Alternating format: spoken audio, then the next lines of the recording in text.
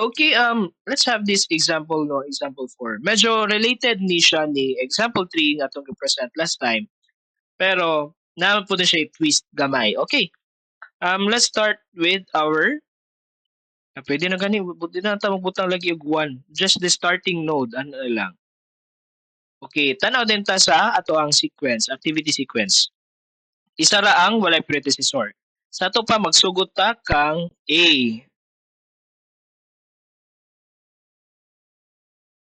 Karon tanawa ang successor ni A.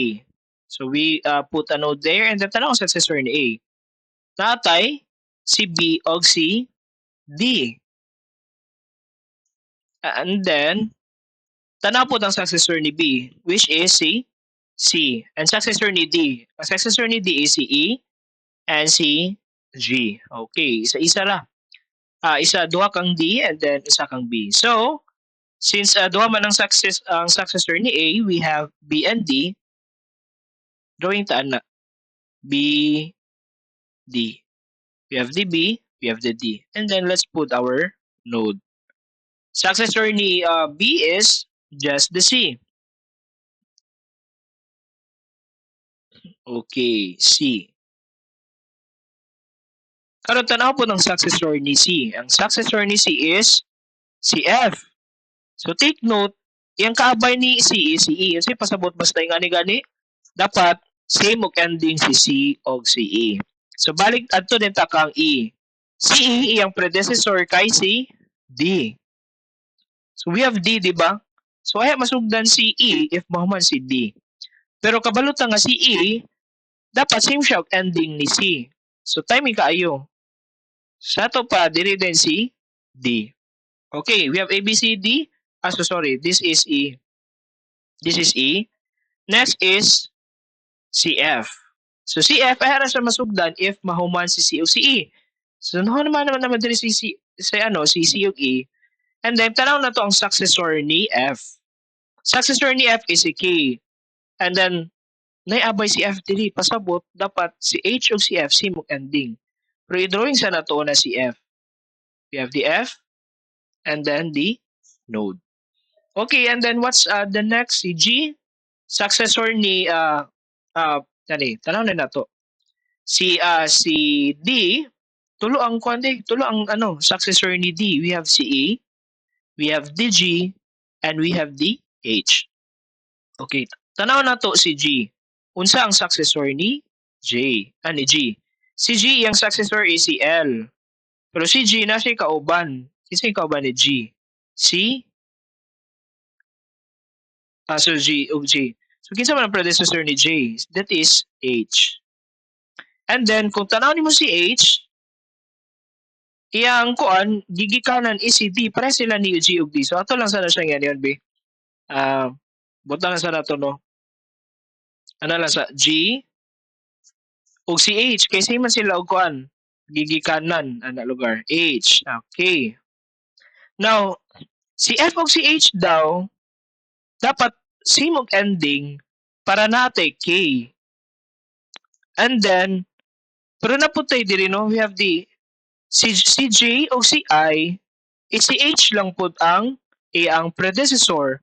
No, kapalutang di na to na pwede isumpay and then we have the I, J, and K diri. Ano man? Kay pasabot ani si I o si J dapat humanon sa si F o si H. Ay masugdan si I o J niya dili man nga ang case diri. Pasabot ani kay pwede mahuman si H balag wa pa naman si F. Pero pwede na masugdan si J. So say pasabot ani. So, for this example, magamit tag tong dummy nga node. Okay. So, sa to si H, si I ug J is dapat na H. And then si J, ato sa lingkod na ato, mo siya nga nakakuti ang sa kwan. Iwan na tanawon din tanan. Okay. Okay, si H, kinsa may successor ni H? Successor ni H, we have si I, J, o si K. Pero karon si K, dapat mag-uban si F ug H para na K. Then, tanaw po na to if si I na ba siya successor? Wala naman. Si J na ba successor? Si J na Si L. Pero si J diri iyang kaabay kay si G. So sa ato pa dapat same og ending si G ug si J. So dapat same og ending si G ug si J. Ay,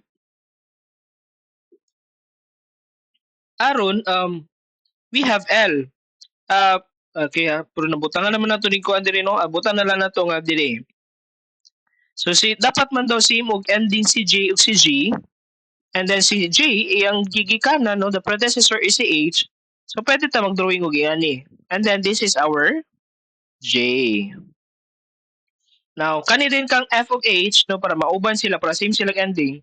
Pero ito nga, pa din na ito gamitan og dummy activity. Okay.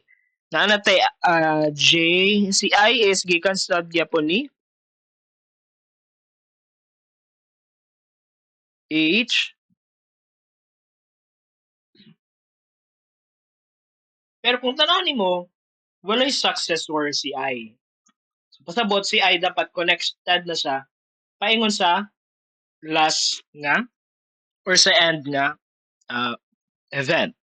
Okay, next is si J. Si J, okay naman si J, kay naaman siya yung successor, si L. Tanaw na po na to si K o si L. Na ba yung successor si K o si L? Si K o si L, walay successor.